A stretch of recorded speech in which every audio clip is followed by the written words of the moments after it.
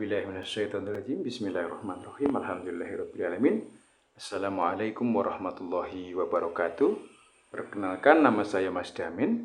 Nomor induk mahasiswa 23020010009. Mata kuliah Ekonomi Politik Internasional semester 3, Fakultas Ilmu Sosial dan Kependidikan, Prodi Hubungan Internasional Universitas Nahdlatul Ulama Kalimantan Timur.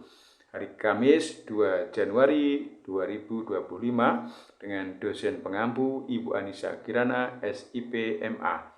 Ujian akhir semester mengenai Global Poverty, Hunger, Famine, kemiskinan global, kelaparan, dan bencana kelaparan. Hunger adalah kondisi kelaparan, istilah teknis yang digunakan ketika serangkaian kriteria terpenuhi seperti kerawanan pangan, kematian, dan kekurangan gizi. Famine adalah bencana kelaparan besar yang disebabkan oleh kekurangan bahan pangan di suatu wilayah. Bencana ini dapat menyebabkan kerusakan yang bertahan lama, berbulan-bulan, atau bahkan bertahun-tahun. Kelaparan adalah kondisi ketika sebagian besar penduduk suatu negara atau wilayah tidak dapat memperoleh makanan yang cukup. Kelaparan dapat menyebabkan kekurangan gizi akut yang luas, serta kematian akibat kelaparan dan penyakit. Kelaparan merupakan masalah sosial yang signifikan dan menjadi pusat berbagai inisiatif dan kerangka kerja kebijakan global. Untuk menilai situasi ketahanan pangan suatu negara, Perserikatan Bangsa-Bangsa menggunakan klasifikasi fase ketahanan pangan terpadu. Bencana kelaparan dinyatakan ketika terpenuhi 3 kondisi berikut pada skala IPC. 1. Sedikitnya 20% dari populasi menghadapi kekurangan pangan yang ekstrim. 2. Tingkat malnutrisi akut melebihi 30%. 3. 2 dari 1.000 orang meninggal karena kelaparan dalam setiap hari. Faktor-faktor yang dapat menyebabkan terjadinya kelaparan antara lain 1 adalah konflik, 2 adalah perubahan iklim, 3 adalah kemiskinan, 4 adalah politik ketidakstabilan sistem pemerintah, kemudian penggunaan lingkungan yang melebihi kapasitas, akhirnya terjadi bencana alam, kemudian 6 adalah diskriminasi, 7 adalah KKN, korupsi, dan nepotisme. Nah, ini adalah contoh-contoh dari beberapa masalah yang menyebabkan kelaparan, konflik yang luar biasa di suatu negara, pemberontakan, perang, dan sebagainya menyebabkan kelaparan, bencana kelaparan, perubahan iklim, cuaca, gempa bumi, dan lain sebagainya.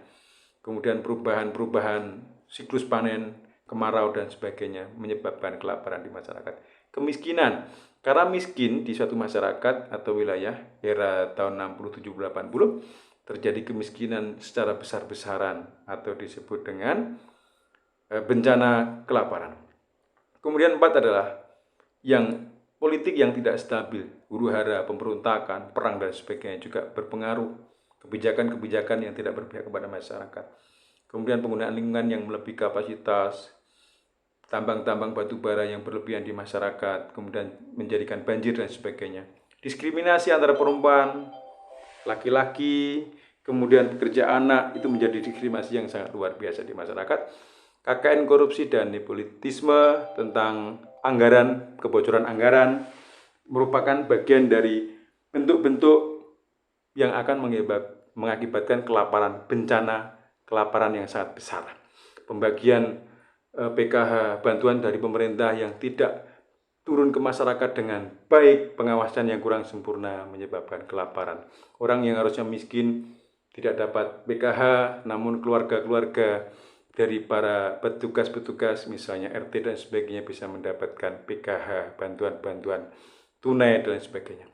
Solusi apa yang dapat kita lakukan untuk mengakhiri kelaparan di dunia?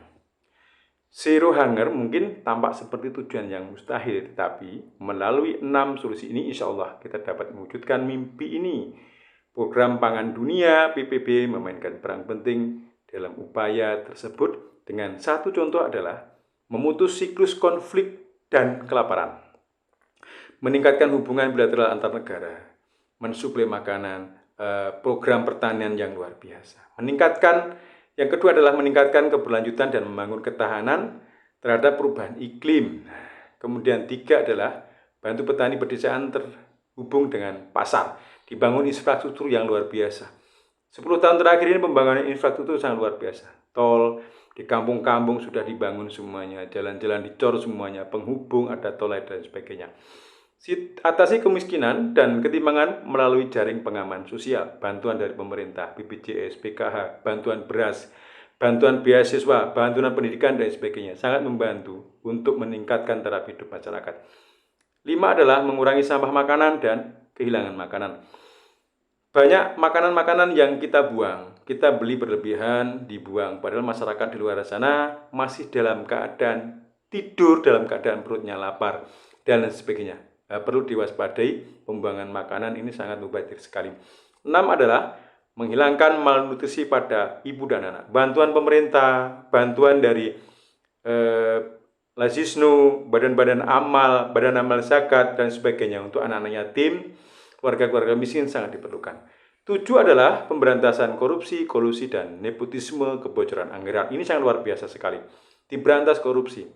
Memang mustahil untuk bisa bersih semuanya. Minimal kita bisa mengurangi dari diri kita sendiri. Pembagian-pembagian PKH, bantuan-bantuan pemerintah bisa tersalurkan dengan baik, dengan pengawasan yang luar biasa. Terima kasih, itu yang dapat saya sampaikan. Mohon maaf bila banyak kekurangan dari kami.